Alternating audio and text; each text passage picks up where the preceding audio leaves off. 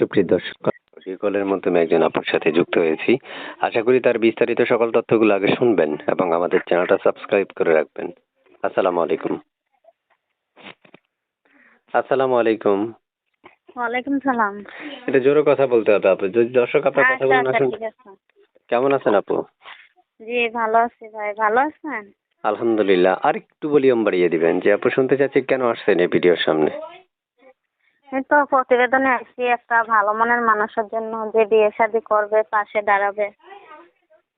নাম কি আপনার? নাম প্রিয়া। প্রিয়া? জি। প্রিয়া আপুর আগে হয়েছেনি বিয়া? জি না, আমার আগে বিয়ে হয় নাই, বিয়ে বসার জন্যই তো আসলাম।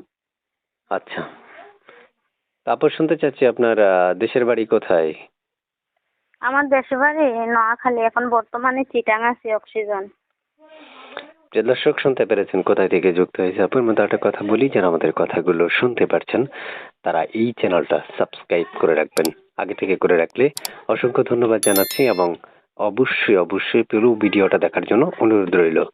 তারপর শুনতে চাচ্ছি আপনার মুখে যে আপনার মানে ভালোবাসার মানুষটা কেমন বয়সী চাচ্ছেন আপনি?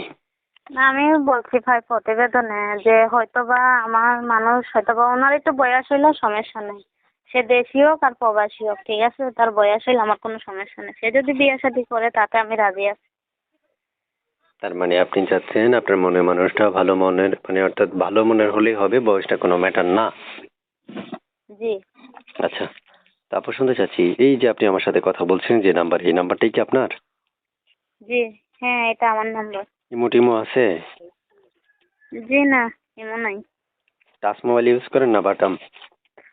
টাচ মোবাইল আছিল ভাই, এটা মানে সংসারের অভাবের কারণে এটা বেঁচে ফেলাইছি, এখন ছোট মোবাইলই ব্যবহার করি। আচ্ছা, তা আপনার এই যে মানে কেউ যদি আপনাকে অপেক্ষা করতে বলে তাহলে করবেন? হ্যাঁ, আমি করবো। সে যদি বলে তার 2-3 বছর লাগবে দেশে আসতে, সেজন্য আমি অপেক্ষা করতে পারবো। আচ্ছা, তারপর শুনতে চাচ্ছি যে আপনার মুখে আপনি কি করেন বর্তমানে? আমি মেশিনের কাজ করি ভাই। কি মেশিনে কাজ করেন? ওই টেলার মেশিন, অন্যজনের মেশিনে কাজ করি আর কি। কইরা যা পাই সারাদিনে আমাদের কিছু দিলে এটা দিয়ে সংসার চলে।